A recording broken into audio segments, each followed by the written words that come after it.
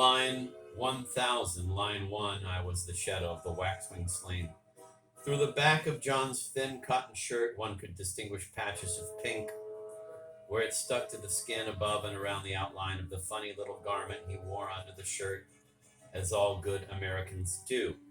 I see with such awful clarity one fat shoulder rolling, the other rising, his gray mop of hair, his creased nape, the red bandana handkerchief limply hanging out of one hip pocket, the wallet bulge of the other, the broad, deformed pelvis, the grass stains on the seat of his old khaki pants, the scuffed back seams of his loafers, and I hear his delightful growl as he looks back at me, without stopping to say something like, quote, "Be sure not to spill anything. This is not a paper chase," end of quote, or, wincing, quote, "I'll have to write again to Bob Wells, the town mayor, about those damned Tuesday night trucks," end of quote.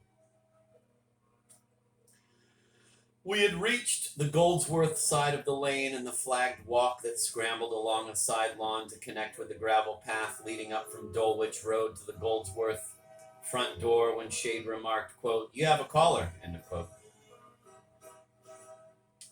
In profile to us on the porch, a short, thick-set, dark-haired man in a brown suit stood holding by its ridiculous strap a shabby and shapeless briefcase.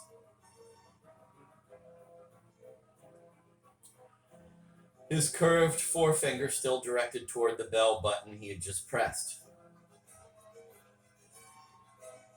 "I will kill him," I muttered.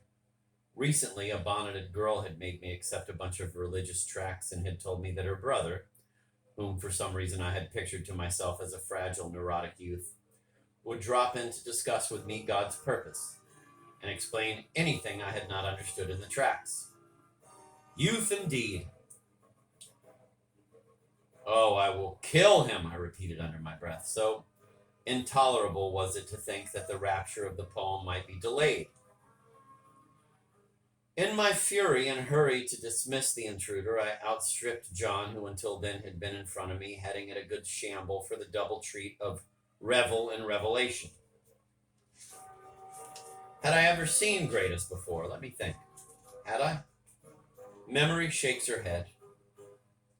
Nevertheless, the killer affirmed to me later that once from my tower overlooking the palace orchard, I had waved to him as he and one of my former pages, a boy with hair like Excelsior, were carrying cradled glass from the hothouse to a horse-drawn van.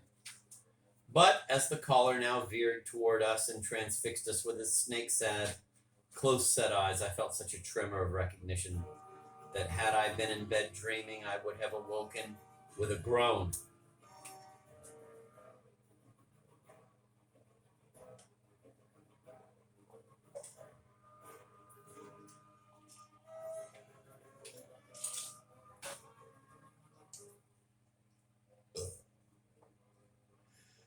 His first bullet ripped the sleeve button off my black blazer. Another sang past my ear. It is evil piffle to assert that he aimed not at me, whom he had just seen in the library. Let us be consistent, gentlemen. Ours is a rational world after all. But at the gray-locked gentleman behind me. Oh, he was aiming at me all right, but missing me every time. The incorrigible bungler, as I instinctively backed, bellowing and spreading my great strong arms, with my left hand still holding the poem, quote, "Still clutching the inviolable shade," end of quote, to quote Matthew Arnold, 1822 to 1888.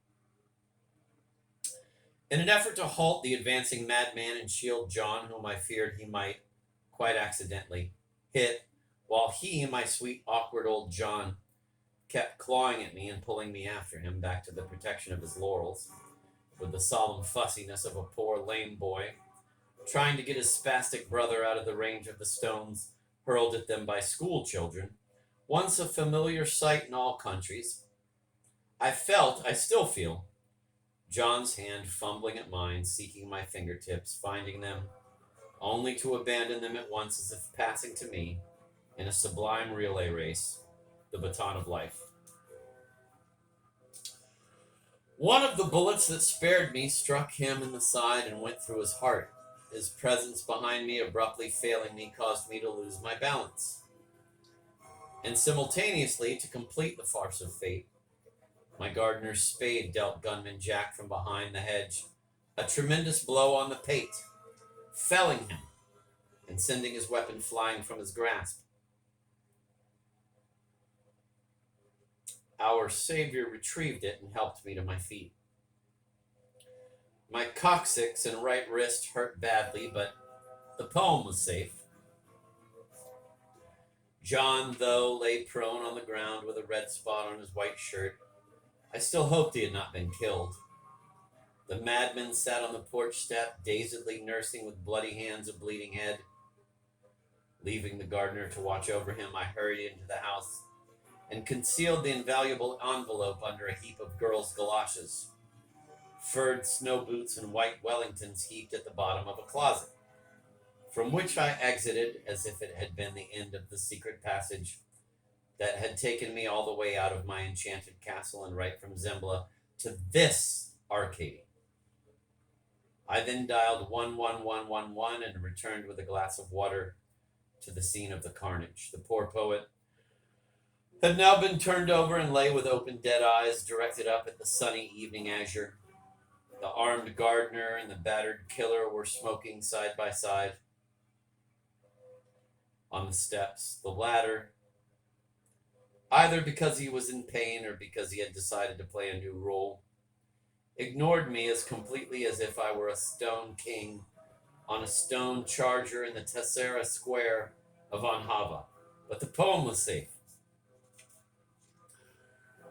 The gardener took the glass of water I had placed near a flower pot beside the porch steps and shared it with the killer, and then accompanied him to the basement toilet. And presently, the police and the ambulance arrived, and the gunman gave his name as Jack Gray.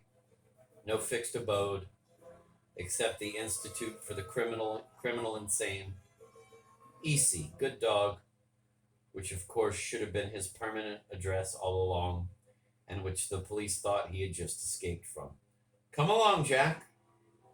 We'll put something on that head of yours, said a calm but purposeful cop, stepping over the body. And then there was the awful moment when Dr. Sutton's daughter drove up with Sybil Shade.